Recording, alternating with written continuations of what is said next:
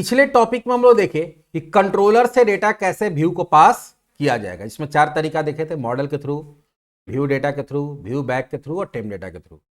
अब हम लोग देखेंगे कि कैसे व्यू से डेटा किसको पास किया जाएगा, कंट्रोलर को। जैसे अभी हम पिछले सेशन जब एंड कर रहे थे उसमें बताया भी थे कि मान लीजिए आपके पास कोई फॉर्म है, आप कोई फॉर्म में डेटा डाल रहे हैं और आप सबमिट बटन पे क्लिक करें, आप चाहते हैं डेटाबेस में सेव हो जाए। तो डेटाबेस में सेव कौन करेगा, मॉडल करेगा। तो मॉडल के पास या कंट्रोलर, मॉडल के पास डेटा कैसे जाएगा, कंट्रोलर के थ्रू जाएगा। क्योंकि पहले बताया था कि तुम्हारा व्यू जो है डायरेक्टली मॉडल के साथ इंटरेक्ट नहीं करता है, तुम्हारा मॉडल भी व्यू कंट्रोलर के साथ इंटरेक्ट करता है और व्यू भी किसके साथ इंटरेक्ट करता है, कंट्रोलर। तो पहले वो डेटा कंट्रोलर को भेजेगा, फिर कंट्रोलर को डिसाइड करेगा कि कैसे डेटा स्टोर करना है, किसके थ्रू स्टोर करना है। अगर आप लॉगिन आईडी पासवर्ड दे रहे हैं लॉगिन फॉर्म के अंदर, तो लॉगिन आईडी और पासवर्ड कहां आएगा, पहले कंट्रोलर के पास आएगा, फिर कंट्रोलर डिसाइड करेगा कैसे उसको वैलिडेट करना है। मतलब कभी भी अगर आप कोई डेटा फॉर्म के अंदर डाल रहे हैं तो डेटा किसके पास आता है, पहले कंट्रोलर के पास आता है। और कंट्रोलर के पास आने के बाद ही फिर कंट्रोलर डिसाइड करता है उसको क्या काम करना है, कैसे काम करना है।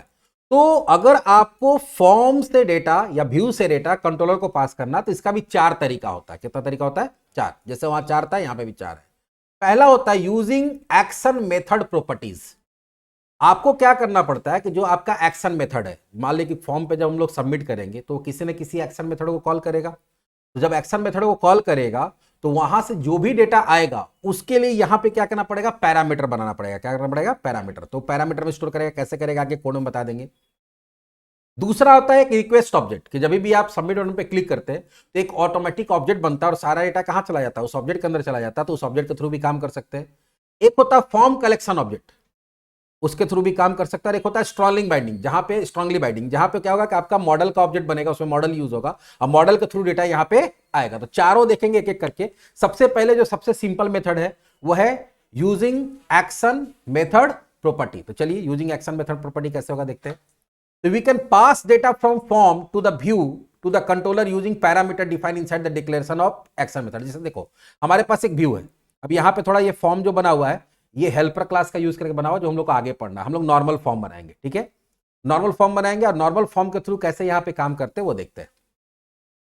ये जो यहाँ पे कोड लिखा हुआ वो थोड़ा अलग ढंग से लिखा हुआ। तो चलिए पहला देखते हैं, फाइल न्यू प्रोजेक्ट, इसका नाम देते हैं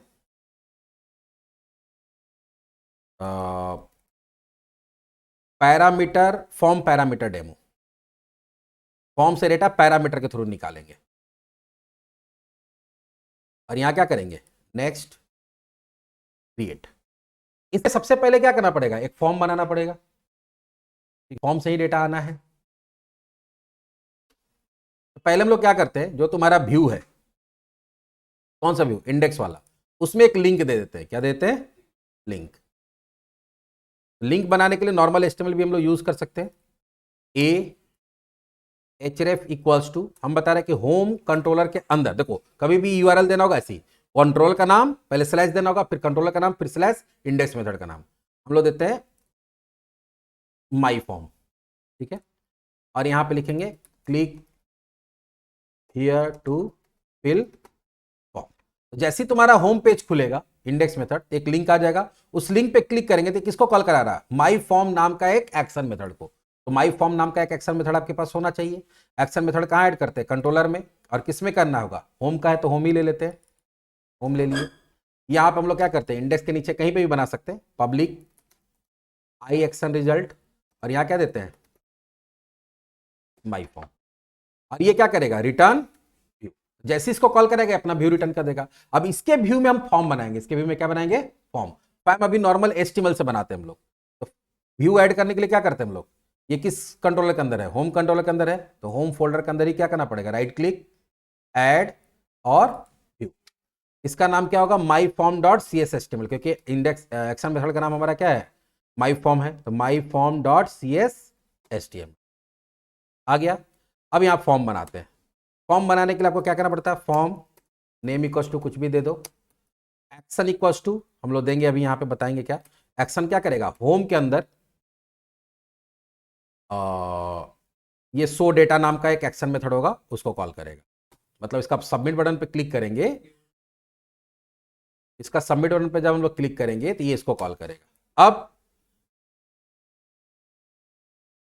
ये हाथ सीधा करने लगा, चलो तो यहां पे फॉर्म बना, फॉर्म में हम लोग कुछ फील्ड्स बनाते हैं, ठीक है। तो पहले बनाए div,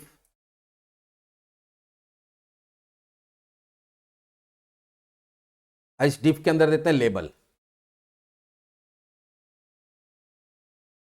इंटर योर नेम। फिर एक और div बनाते हैं, इसमें क्या देते हैं, input type equals to text, name equals to nm कर देते हैं। तो नेम ले रहे हैं और एक दो फील्ड ले लेते हैं कुछ कुछ।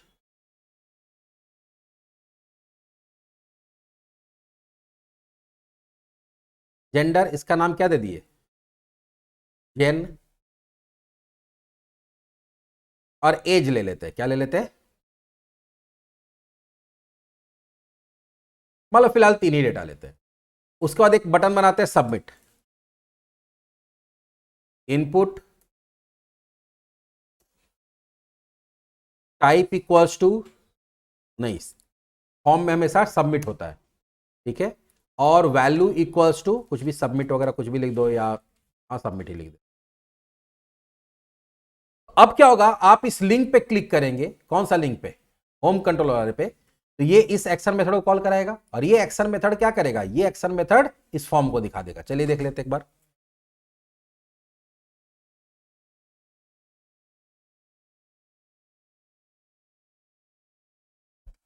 देखो आया, यहां पे लिंक आ रहा है ना, इस लिंक पे क्लिक किए, देखो फॉर्म खुल गया।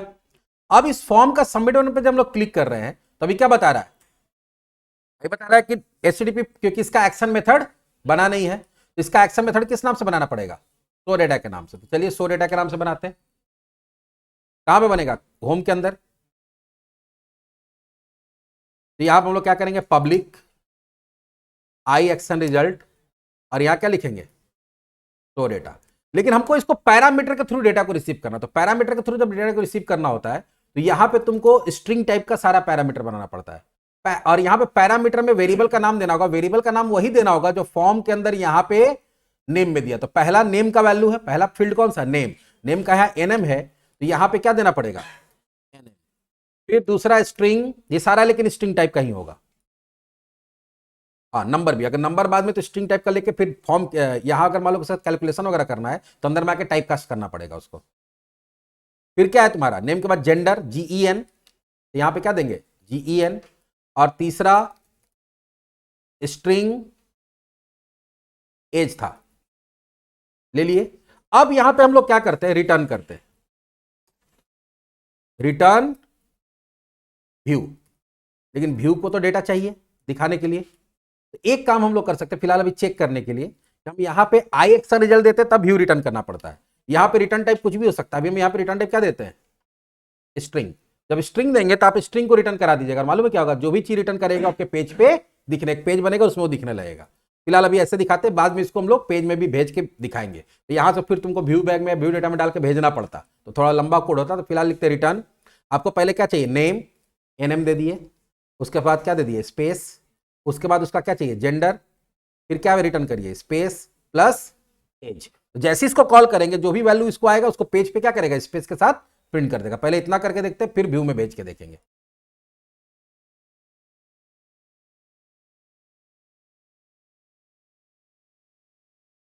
पहले देख लेते कि यहां डेटा आता है भी कि नहीं आता है, अगर डेटा आएगा तो डेटा दिख जाएगा।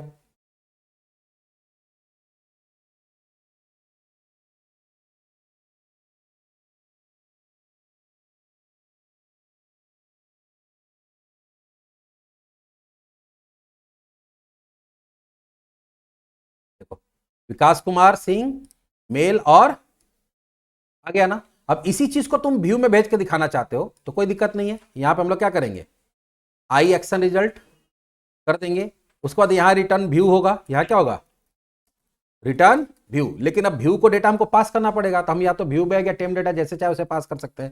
चलो व्यू बैग ही यूज करते हैं। व्यू बैग डॉट पहला क्या था, नेम, नेम में क्या किसका वैल्यू डाल दिए, एनएम का। View bag dot gender, gender कुछ भी लिख सकते हैं, हाँ जेन ही ऐसे देता है ताकि समझ में आएगा। View bag dot age equals to age. अब इसका व्यू बनेगा, इसका क्या बनेगा व्यू, जहां पे ये तीनों से वैल्यू निकाल के हम लोग प्रिंट करेंगे। इसका व्यू कैसे बनेगा, व्यू फोल्डर में जाएंगे, होम में ही जाएंगे, राइट क्लिक ऐड और व्यू, और यहां पे हम लोग डाल देंगे ऐड करके नाम क्या है शो डेटा, क्या है show data dot C S HTML, क्योंकि एक्शन मेथड का नाम हमारा क्या है शो डेटा है। और यहां पर हम लोग क्या करते हैं h2 @ viewback डॉट नेम, और इसके सामने मैसेज चाहते हैं कि मैसेज भी प्रिंट हो। नेम के बाद क्या था जेंडर, और उसके लिए वहां पे हम लोग प्रॉपर्टी किस नाम से बनाए थे, जेंडर नाम से ही बनाए थे। प्रॉपर्टी जो प्रॉपर्टी का नाम देना होगा ना, और फिर क्या था एज, एज का एज ही था, और कैपिटल ए था तो कैपिटल ए देंगे। अब देखते हैं कि हमारा ये व्यू डेटा दिखाता है या नहीं दिखाता है। तो अभी हम लोग देखिए क्या कि फॉर्म में डेटा डाल रहे हैं, फॉर्म से कहाँ रहा कंट्रोलर से, कंट्रोलर से कहाँ चला जा रहा है व्यू के पास में, तीनों काम हो रहा है।